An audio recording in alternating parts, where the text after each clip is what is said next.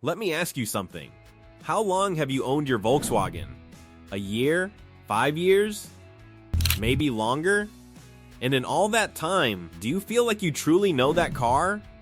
Because I promise you, you don't. Not even close. And before you click away thinking this is just another basic car tips video, stick with me for the next few minutes.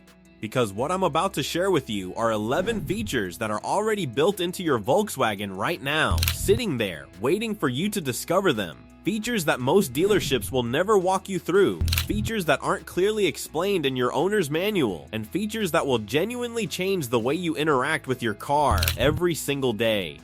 By the time we're done here, you're going to look at that car sitting in your driveway and realize you've been driving a completely different machine than you thought you owned. Let's get into it. The first thing I want to talk about is that key fob you've been carrying around this whole time. You think you know what it does. You press unlock, you press lock, maybe you hold it to trigger the panic alarm by accident in a parking garage at midnight like the rest of us. But there's something about that fob that almost nobody knows. The next time you're walking toward your car in a hot parking lot in the middle of summer, try this. Hold down the unlock button. Don't just press it, actually hold it down for about 3 full seconds. Watch what happens to your windows. They're going to start rolling down on their own. All 4 of them. And if your car has a sunroof, that opens up too. The entire cabin starts ventilating itself while you're still 15 feet away from the car. And if you hold the lock button for 3 seconds while walking away, everything seals right back up. Now walk over to your driver's door and open it.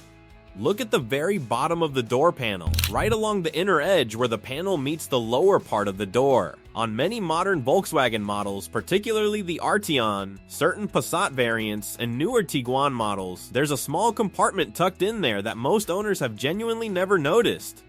Open it up. Inside, you'll find a slot designed to hold an umbrella with a drainage sleeve built in so that when you put a wet umbrella back in there after using it in the rain, the water drains out through the bottom of the door instead of soaking into your interior. Skoda, which is part of the Volkswagen Group, became famous for this feature and even built advertising campaigns around it.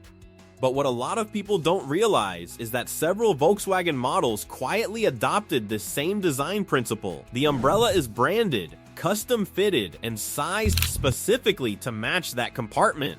And here's the thing, if your car didn't come with one included, you can actually order the genuine Volkswagen umbrella and sleeve assembly from a dealer and install it yourself. Because the mounting point was engineered into your door from the factory, regardless of whether VW chose to include the umbrella. That's the kind of detail obsession that separates Volkswagen's design philosophy from most other automakers. Something much simpler now, but equally useful. The next time you pull into a gas station, you don't need to crane your neck or second guess yourself about which side your fuel door is on. Look at your fuel gauge on the dashboard. Right next to the little gas pump icon, there's a tiny arrow. That arrow points directly to the side of the car where your fuel door is located. Volkswagen was one of the first manufacturers to standardize this across their entire lineup in the early 2000s. Wiper blade day. Every car owner dreads it. The blades are sitting flat against the windshield. You try to lift them up. You're terrified of scratching the hood or snapping the arm. Volkswagen built a solution for this into every modern model they make, and almost no one knows it exists. Turn your engine off completely. Within 10 seconds of shutting the ignition off, flick your wiper stalk once. Just a single tap like you're doing one quick wipe. The wipers will move from their resting position at the bottom of the windshield up to the middle of the glass and stop there, standing upright in what's called the service position. From there, you can easily lift the arms away from the glass and swap out the blades without any awkward maneuvering. Open your trunk right now and look along the inside edge near the latch mechanism. See that glowing handle? That's an emergency trunk release, and it is legally required in most countries.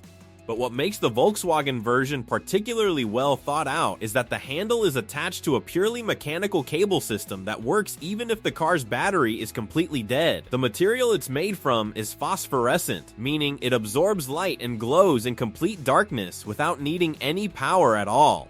This one sounds almost too simple to be real, but keep an open mind.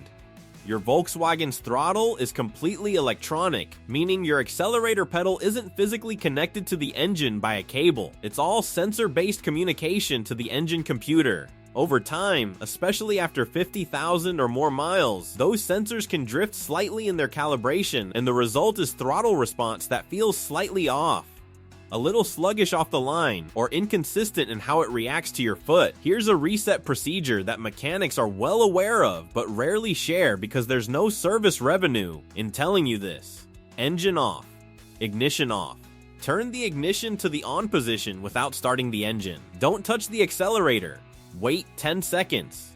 Here's one that's purely satisfying once you know about it. The next time you start your car, pay close attention to your instrument cluster right when you turn the ignition on before the engine actually cranks. On many Volkswagen models, all the gauge needles will sweep from 0 all the way to maximum and back to 0 in a single smooth motion.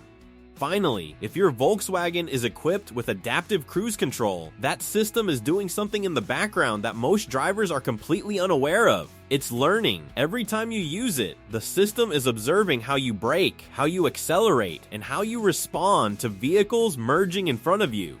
When the car is brand new, the adaptive cruise control runs on a default profile that's deliberately conservative. It might brake earlier than you'd like, or accelerate back up more slowly than feels natural to you. But over several hundred miles of use, it begins to adapt to your individual style. If you prefer more assertive following distances on open highways, but want gentler adjustments in stop and go traffic, the system gradually learns that distinction. If you ever feel like the system has developed habits you don't like, or if someone else has been driving the car and changed how it behaves, you can reset it. Go into your vehicle settings under driver assistance systems and look for an option to reset adaptive systems. That wipes the learned behavior and returns it to factory defaults. It's a level of quiet sophistication that most owners never even notice is happening, which is honestly the truest mark of engineering done right. The best features are the ones you benefit from without ever having to think about them.